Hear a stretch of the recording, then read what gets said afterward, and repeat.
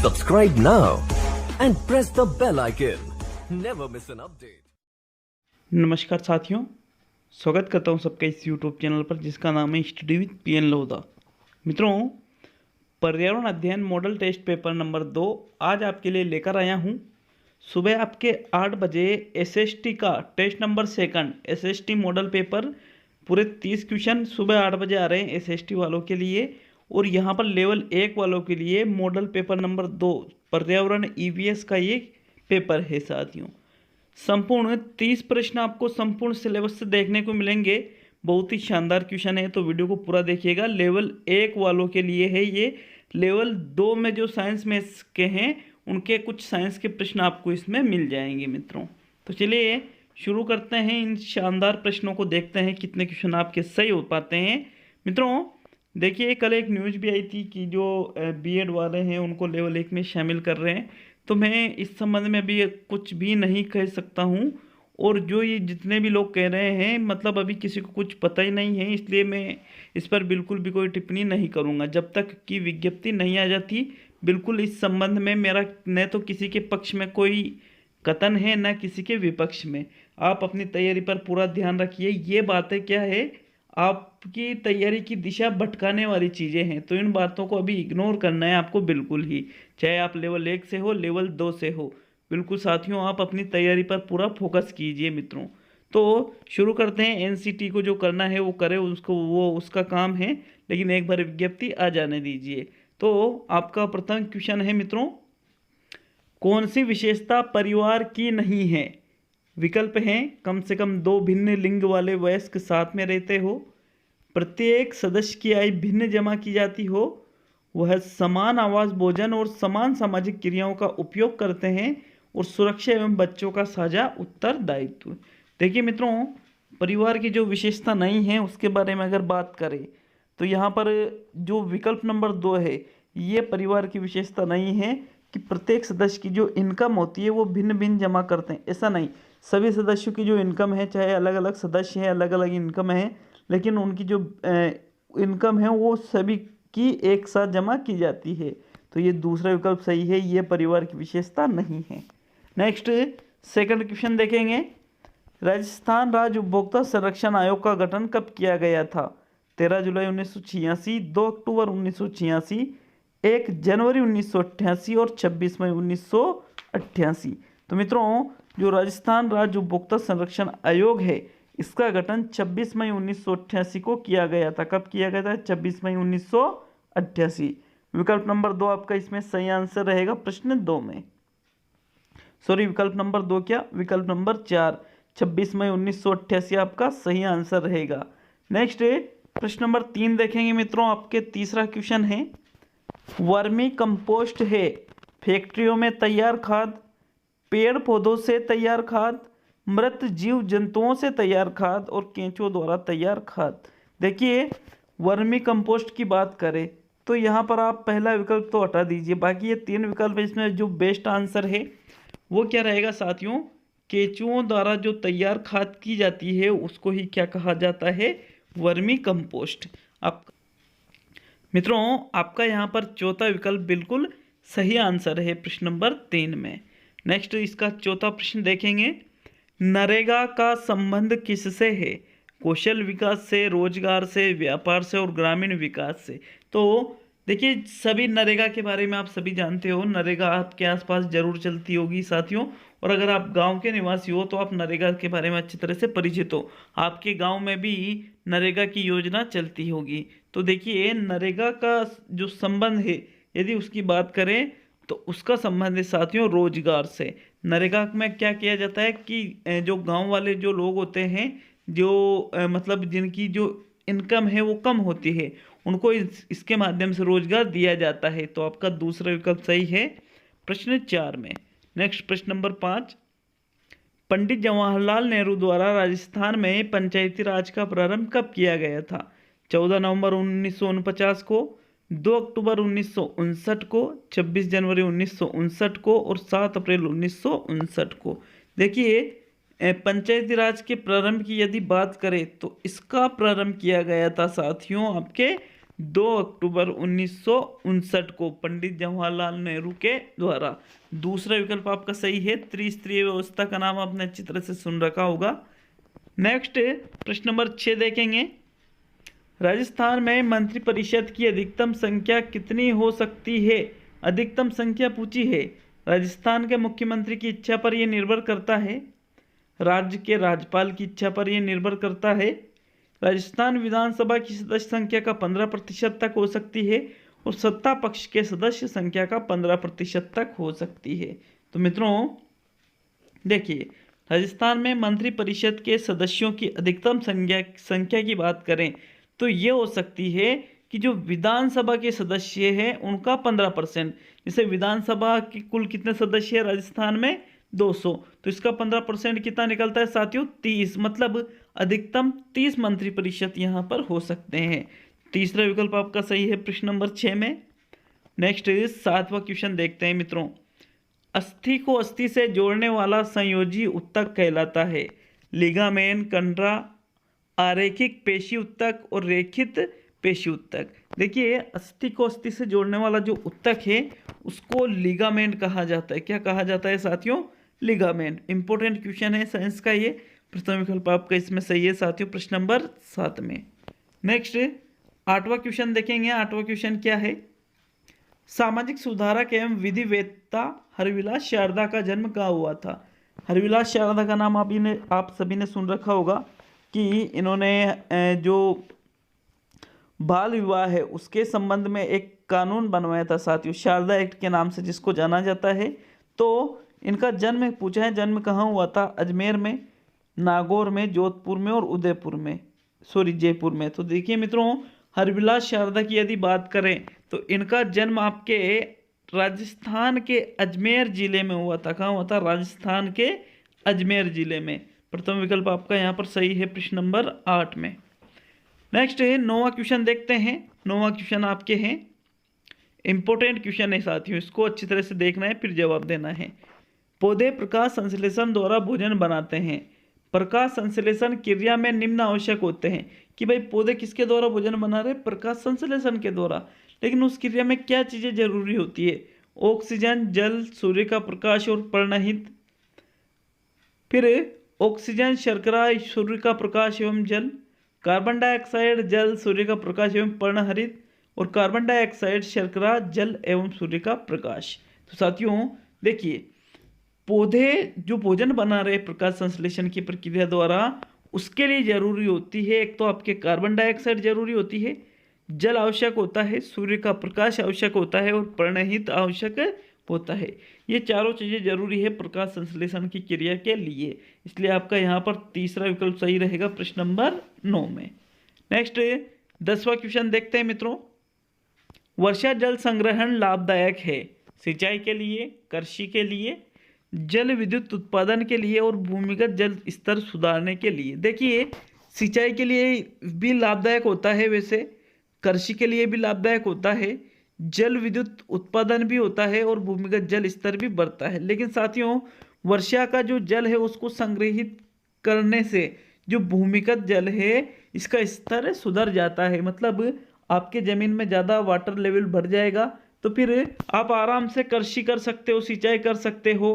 तो साथियों इसलिए चौथा विकल्प आपका यहाँ पर सही रहेगा बजाय अदर विकल्पों के, क्योंकि ये आपकी प्राथमिकता रहेगी विकल्पों को देखते हुए। नेक्स्ट 11वां क्वेश्चन। विटामिन ए का कार्य नहीं है दृष्टि व त्वचा को ठीक बनाए रखना, दृश्य वर्णकों के संश्लेषण में सहायक, रक्त का निर्माण करना और इनमें से कोई नहीं। तो साथियों, रक्त का निर्माण तो कहाँ पर होता है? अस्थि मज्जा में, और ये कोई विटामिन ए का कार्य नहीं है, मतलब यही आपका सही आंसर रहेगा प्रश्न नंबर 11 में, तीसरा विकल्प। नेक्स्ट 12वां क्वेश्चन देखते हैं मित्रों। हीमोफीलिया रोग नहीं होता है बालकों को, स्त्रियों को, पुरुषों को और उपयुक्त सभी को। तो मित्रों देखिए, हीमोफीलिया जो रोग है ये मतलब एक तरह से वंशानुक्रम वाली बीमारी के अंतर्गत आ जाती है। तो ये पुरुषों को ही होता है साथियों, और बालक भी किस में आ जाता है? पुरुषों में, मतलब ये स्त्री को नहीं होता है। तो आपका विकल्प नंबर 2 इसमें सही आंसर है प्रश्न नंबर 12 में। जरूर कमेंट करके जाए कितने क्वेश्चन 30 में से आपके सही होंगे, जरूर बता के जाए साथियों। नेक्स्ट क्वेश्चन 13 देखेंगे। 13वां क्वेश्चन है बयां रहती है। बयां एक पक्षी का नाम है, कहाँ रहती है ये? घर में, दड़बे में, बिल में और घोंसले में। तो साथियों बया भी एक चिड़िया की श्रेणी के अंतर्गत ही एक पक्षी है ये, और ये भी घोंसले बनाकर ही रहती है। तो यहाँ पर आपका चौथा बिल्कुल सही है साथियों, प्रश्न नंबर 13 में। नेक्स्ट 14वां क्वेश्चन देखते हैं मित्रों। आपके प्रश्न 14 क्या है? निम्न में से किस स्थान पर बोहरा समुदाय का प्रमुख उर्स मेला लगता है? कहाँ लगता है बोहरा समाज का प्रमुख उर्स मेला? अजमेर में ख्वाजा साहब की दरगाह पर, फतेहपुर सीकरी में शेख सलीम चिश्ती की दरगाह पर, गलियाकोट में बाबा फखरुद्दीन की दरगाह पर, और दिल्ली में ख्वाजा मुहिद्दीन चिश्ती की दरगाह पर। तो मित्रों जो बोहरा समुदाय है इनका प्रमुख उर्स आपके लगता है गलियाकोट डूंगरपुर में बाबा फखरुद्दीन की दरगाह पर। आपका तीसरा विकल्प सही है साथियों, प्रश्न नंबर 14 में। नेक्स्ट प्रश्न 15 देखेंगे। अवसादक होते हैं, किनको कहा जाता है अवसादक? शरीर में अत्यधिक ऊर्जा का संचार करने वाली दवाएं होती है, मस्तिष्क की क्रियाशीलता को कम करने वाली दवाइयां होती है, वे दवाएं जो मन में विभ्रांति उत्पन्न कर देती है, या उपयुक्त सभी। तो साथियों अवसादक का मतलब क्या होता है मित्रों? देखिए अवसादक का मतलब होता है कि जो दवाइयाँ अपना जो माइंड है, मस्तिष्क है, इसकी क्रियाशीलता को कम कर दे, उसको ही अवसादक कहा जाता है। मतलब यहाँ पर विकल्प नंबर 2 आपका सही है मित्रों, प्रश्न नंबर 15 में। नेक्स्ट 16 क्वेश्चन देखते हैं। 16वां क्वेश्चन क्या है मित्रों? बालकों को कम से कम बताना चाहिए तथा उन्हें अधिक से अधिक स्वयं खोज निकालने के लिए प्रेरित करना चाहिए, यह कथन कहा गया है आर्मस्ट्रॉन्ग द्वारा, रूसो द्वारा, हर्बर्ट स्पेंसर द्वारा और बेलार्ड द्वारा। तो मित्रों ये क्वेश्चन मैं कई बार आपको बता चुका हूं कि कम से कम उनको बताना चाहिए, ज़्यादा से ज़्यादा उनको खुद करके सीखने का, मतलब खुद खोज निकालने के लिए प्रेरित करेंगे। तो इसका ऐसा कथन किसका था साथियों? ये हर्बर्ट स्पेंसर का। तीसरा विकल्प आपका सही है, प्रश्न नंबर 16 में। चलिए नेक्स्ट 17वां क्वेश्चन देखेंगे। आपके 17वां क्वेश्चन क्या है? देखिए अभी कुछ मेथड वगैरह के क्वेश्चन है 5-7, उसके बाद वापिस आपके पर्यावरण के क्वेश्चन, पूरे 30 क्वेश्चन है सिलेबस के अनुसार मैंने दिए हैं। पर्यावरण अध्ययन की शिक्षा का आशय है, क्या है? पर्यावरण के संबंध में सही जानकारी एवं कौशलों का विकास, पर्यावरण संकट पर विचार व्यक्त करना, परीक्षा में अच्छे अंक प्राप्त करना और पर्यावरण का विकास करना। मित्रों देखिए प्रश्न क्या पूछ रहा है आपसे? पर्यावरण अध्ययन की शिक्षा का मतलब पूछा है यहाँ पे।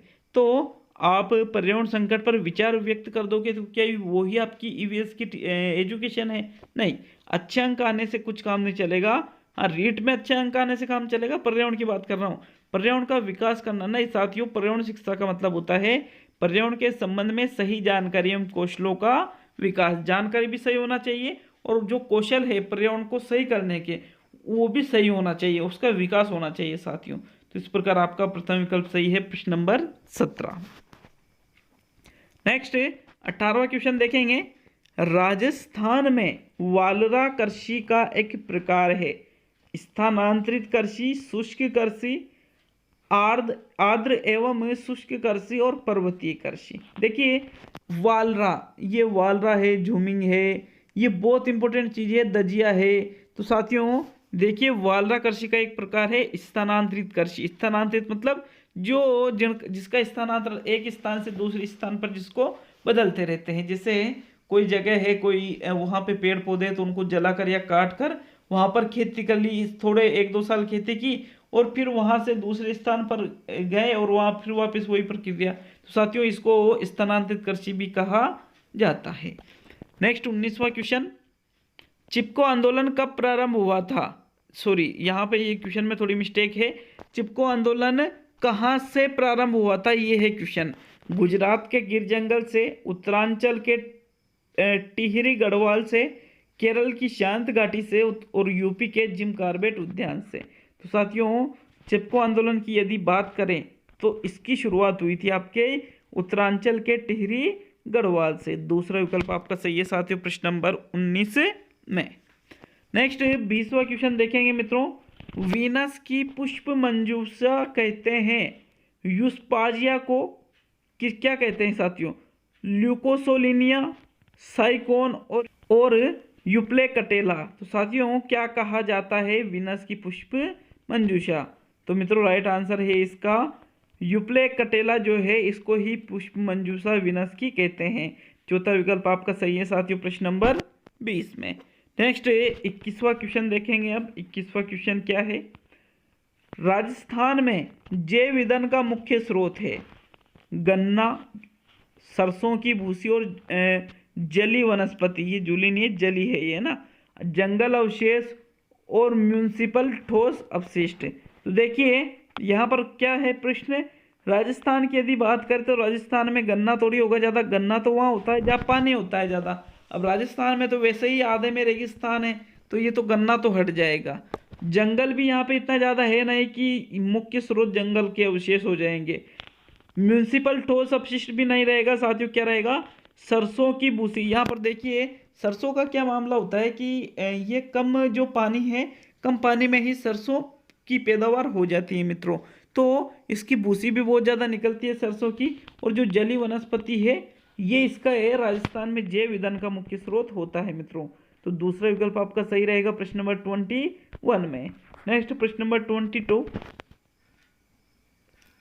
चारकोल बनाया जाता है कोयले को जलाकर, वायु की कम उपस्थिति में लकड़ी को जलाकर, गोबर के कंडों को वायु की कमी में जलाकर और उपयुक्त सभी प्रकार से।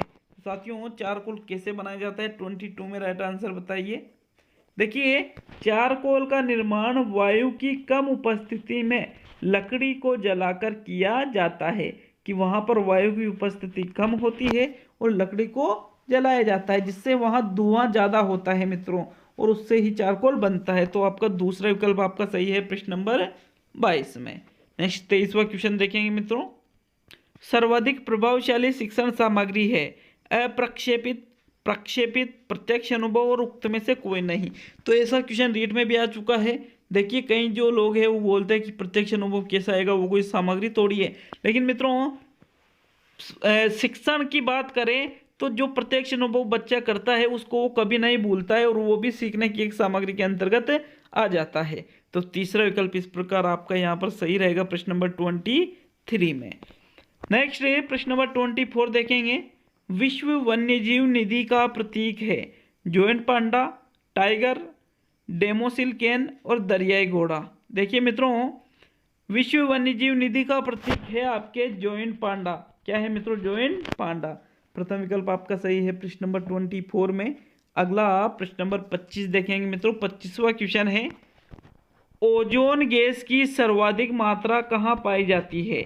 भूमध्य रेखा के ऊपर, कर्क रेखा के ऊपरी क्षेत्रों में, मकर रेखा के ऊपरी क्षेत्रों में और ध्रुवों के ऊपर। तो मित्रों ओजोन गैस की यदि बात करें तो इसकी सर्वाधिक मात्रा आपके पाई जाती है ध्रुवों के ऊपर। जो ध्रुव हैं पृथ्वी के उनके ऊपर ओजोन गैस की सर्वाधिक मात्रा होती है। आपका चौथा विकल्प आपका इसमें बिल्कुल सही है साथियों प्रश्न नंबर 25 में। नेक्स्ट 26वां क्वेश्चन देखते हैं। क्या है आपके 26वां क्वेश्चन? पेड़ पौधों की पत्तियां हरी नजर आने का कारण है। क्यों ना हरी नजर आती है पेड़ पौधों की पत्तियां? पत्तियां प्रकाश हरे रंग को परावर्तित करती है, पत्तियां हरे रंग को अवशोषित कर लेती है, पत्तियों का रंग हरा होता है और उपयुक्त सभी। तो साथियों पेड़ पौधों की जो पत्तियां हैं उनके हरे नजर आने का कारण बताइए प्रश्न नंबर 26 में। इसका जो कारण है वो है पत्तियां प्रकाश हरे रंग को परिवर्तित करती है, इसलिए पेड़ पौधों की जो पत्तियां हैं वो कैसी नजर आती है? हरी हरी, ग्रीन। प्रथम विकल्प आपका सही है साथियों प्रश्न नंबर 26 में। नेक्स्ट 27वां क्वेश्चन देखते हैं मित्रों। जब शिक्षक को वास्तविक पदार्थ या वस्तु उपलब्ध नहीं हो पाते हैं तो वह किसका प्रयोग करते हैं? रेखाकृति का, बुलेटिन बोर्ड का, मॉडल का और मानचित्र का। देखिए वास्तविक पदार्थ सभी जगह उपलब्ध नहीं होते हैं।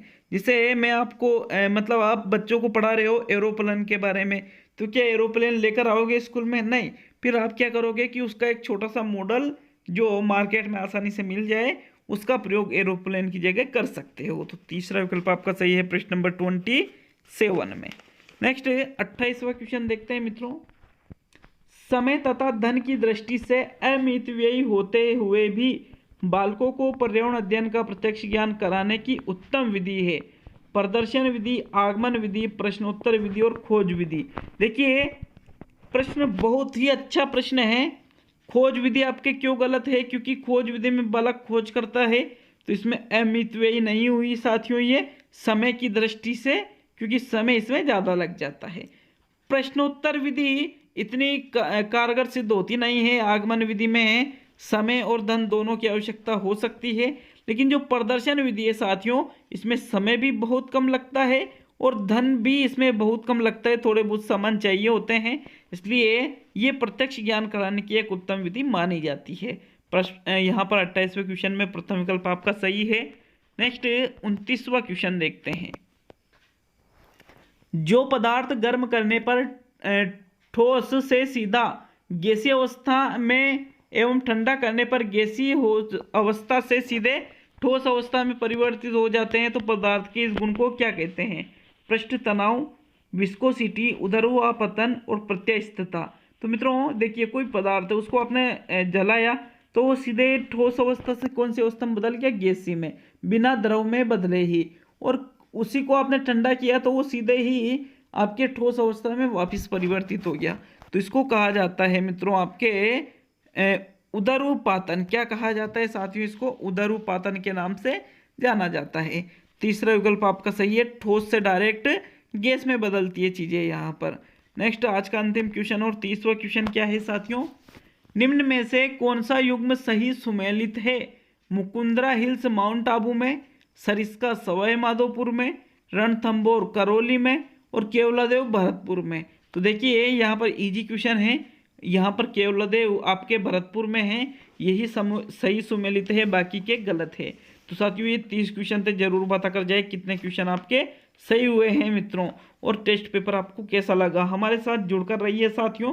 रोजाना 2-2 मॉडल पेपर आपके लिए इतनी मेहनत करके बनाकर लाता हूँ, तो 15 से 20 मिनट का टाइम लगता है, जरूर देख लिया करो। निवेदन है, बाद में याद आएगी नहीं तो फिर। मिलते हैं अगले वीडियो में, बहुत बहुत धन्यवाद।